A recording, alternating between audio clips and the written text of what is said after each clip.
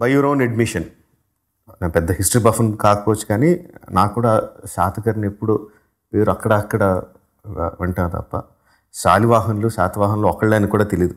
శాలివాహన్ శాఖ మరి శాతవాహనులు ఎవరు ఏంటి తెలియదు, అసలు శాతకర్ణి గురించి అంతకన్నా తెలియదు. బై యువర్ ఓన్ అడ్మిషన్ ఆయన మదర్ వేయించిన ఒక శాసనం తప్ప వేరే ఎటువంటి ఆధారాలు లేవు, కథ లేదు, చరిత్ర లేదు, ఏమీ లేని దాంట్లోంచి వాట్ ఈస్ దట్ ఈ సినిమా నేను చెయ్యాలి, ఇంత రిస్క్ తీసుకొని ఇంత డబ్బులు ఖర్చు పెట్టి కెరియర్ని, అందరి కెరియర్ని, పక్కపక్కల ఫ్రెండ్స్ కెరియర్ని, డబ్బుల్ని అన్నీ పణంగా పెట్టేసైనా సరే ఈ సినిమా తీయాలి అన్నంత ఇన్స్పిరేషన్ ఏమీ లేని చోట నుంచి ఎక్కడి నుంచి వచ్చింది? What is that made you? Gautamiputra Satakarni గురించి మనకి ఓన్లీ నాసిక్ శాసనాల గురించి తెలుసండి, బట్ శాతవాహనుల చరిత్ర అపారంగా ఉందండి. మన మెగస్థనీస్ ఇండికా దగ్గర నుంచి అతను 33 కోటల గురించి చెప్పినప్పుడు కోటిలింగాలలో ఉన్న ఒక కోట, మట్టి కోట ఏదైతే ఆయన చెప్పాడో అది శ్రీముఖుడి కాలం నాటిదని. ఫస్ట్ మొదటి రాజు కవి సామ్రాట్ విశ్వనాథ సత్యనారాయణ గారు ఆంధ్ర ప్రశస్తిలో ఒక పెద్ద అధ్యాయమే ఉందండి గౌతమిపుత్ర శాతకర్ణి అనేది. ముదిగొండ శివప్రసాద్ గారు మనందరికీ తెలిసిన great writer, he writes historical fiction. Shravani అని ఒక గొప్ప నావలే రాశారండి మన గౌతమిపుత్ర శాతకర్ణి గురించి, పులోమావి గురించి అన్నమాట. అందులో రుద్రదామంది తండ్రి కొడుకుల గురించి, it's like Mughal Azam kind of thing. నేను తర్వాత ఎప్పటికైనా దీని తర్వాత అది తీద్దామని వచ్చిన ఆలోచన కూడా ఉందన్నమాట. అదే కాకుండా మన ఏమని శివనారెడ్డి గారు వాళ్ళ ఆర్కియాలజీ డిపార్ట్మెంట్లో మన వివి కృష్ణశాస్త్రి గారు గౌతమిపుత్ర శాతకర్ణి గురించి వాళ్ళ అమ్మ చేసిన శాసనాలు చాలా ఉన్నాయండి. అది ఈయన గురించి ప్రత్యక్షంగా ఉన్నది, పరోక్షంగా ఒక్కొక్క రాజు గురించి. తమిళనాడులో నూట్రువర్ కన్నర్ గురించి ఉంది, మహారాష్ట్ర గెజెట్లో చాలా ఇన్ఫర్మేషన్ ఉంది. ఇప్పుడు కన్నగిశిలకి ఈయన ఇక్కడి నుంచి తన నేవల్ ఫోర్స్ ఎక్కువ ఉంది కాబట్టి ఇక్కడి నుంచి హిమాచలం దాకా పంపించి ఒక పెద్ద శిలను తీసుకొచ్చి చిదంబరంలో అదే కన్నగిశిలగా పెట్టించారని ఒక ఉందన్నమాట. దీన్ని బట్టి అన్ని వైపుల నుంచి రీసెర్చ్ చేస్తే చాలా కథ దొరుకుతుందండి. చిన్నప్పటి నుంచి నాకు ప్రశ్న అయితే చాలా ఇంపార్టెంట్. అది న్యూటన్ యాపిల్ చెప్పినప్పుడు అందరికి యాపిల్ బట్ట కనిపించింది, ఈయనకి ఇంకేదో ప్రశ్న ఉదయించిందని. అంత లెవెల్లో కాకపోయినా అందులో 1% ఆచార్య నాగార్జున యూనివర్సిటీకి పెట్టడానికి అంత గొప్పతనం ఏంటి? మనం వీఆర్ ఇక్కడ Hindu or Muslim or Christian religion, Buddhism ఒకప్పుడు ఉండేదని విన్నాం. ఆ నాగార్జున సాగర్కి నాగార్జునుడిని పెట్టడం ఏంటనేది నాకు వచ్చిన ప్రశ్నకి మా బాబాయ్ గారు ఒకళ్ళు చెప్పారండి, సృహుల్ లేఖ అని ఉంది, ఆచార్య నాగార్జున రాసిన లేఖలని. ఆ సృహుల్ లేఖ చదివితే అప్పుడు శాతవాహనుది చాలా బయటపడిందండి. I don't know much about Gautamiputra Satakarni అప్పటికి, బట్ శాతవాహనుది చాలా ఉంది. ఒక్కసారి డెరైవ్ చేస్తుంటే గౌతమిపుత్ర శాతకర్ణి గురించి చాలా ఇన్ఫర్మేషన్ దొరికిందండి.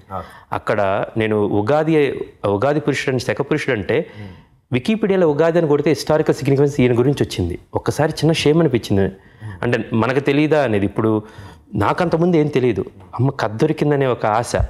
నెక్స్ట్ గుడి పడవ అని కొడితే హిస్టారికల్ సిగ్నిఫికెన్స్ వచ్చింది.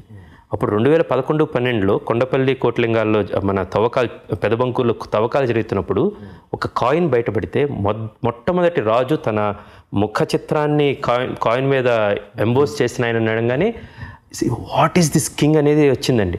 ఇప్పుడు చాలామంది తక్కువ కథ ఉందన్నారు, కథ ఉందండి, రాశియోగం చేశాడు, మనకు ఒక లైన్ దొరికితే చాలు కథ మనం కల్పించుకోవాలండి. సో నేను చేసింది ఏంటంటే చరిత్రలో ఉన్న కొన్ని ప్రాథమికమైన తీసుకొని వాటిని సినిమాటిక్గా డ్రామటైజ్ చేసి ఆయన రాశియాగం చేశాడన్నాడు.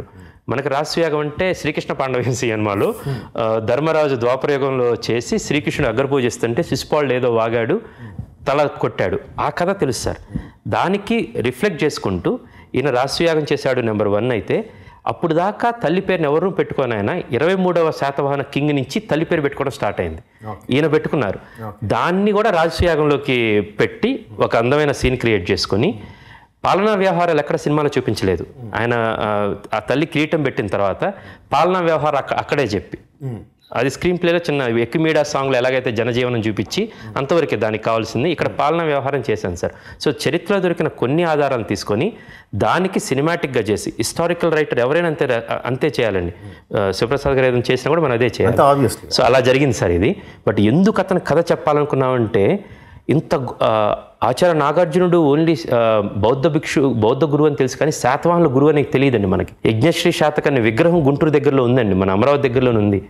ఘనమైన చరిత్రని నేను చివరిలో నన్ను జబ్బజరిచి రొమ్ము విల్చి ఇది మన మూలం అని తెలుసుకోవడానికి నాకు తెలిసినప్పుడు ఒక చిన్న చిల్లింగ్ దొరికిందండి నాకు. ఫస్ట్ ఎంబోజ్ అంటే వీడమ్మ ఈడవడరా బాబు అన్నట్టు ఫీలింగ్ అండి, రోములతో వ్యాపారం చేశారనేది. సో ఆ ప్రైడ్ అనేది నాకు వచ్చింది సార్ బేసికల్గా. ఈ సినిమా చూసిన తర్వాత దేర్ మైట్ బి 1% ఈ చరిత్రలో మొత్తం ఈ కథ లేదు కదా, శాతవాహనులు తెలుగు వాళ్ళ అంటే అది మీ కర్మ. నిజంగా తెలుగు వాళ్ళని చిన్నప్పుడే చదువుకున్నాం, యూపీఎస్సీ ఎగ్జామ్స్ రాశారు, పియర్సన్స్ హిస్టారికల్ నావెల్స్ అన్నింటిలో ఉందండి. కొన్ని వందల పుస్తకాలు ఉన్నాయి, కానీ 3 పుస్తకాలు చదివితే 4 కథలు బయటపడుతున్నాయి, 4 కాంట్రడిక్షన్స్ అన్నమాట. సో మనకి చరిత్ర వరకే రాసుకొని నేను చాలా పెద్ద నోట్స్ రాశాను సార్. ఆ నోట్స్ రాసుకొని దీన్ని తీయటం జరిగిందండి. జీవితం చాలామందికి వరం,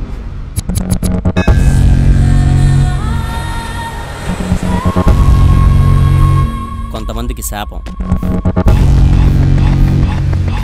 కానీ నాకు ఓ యుద్ధం.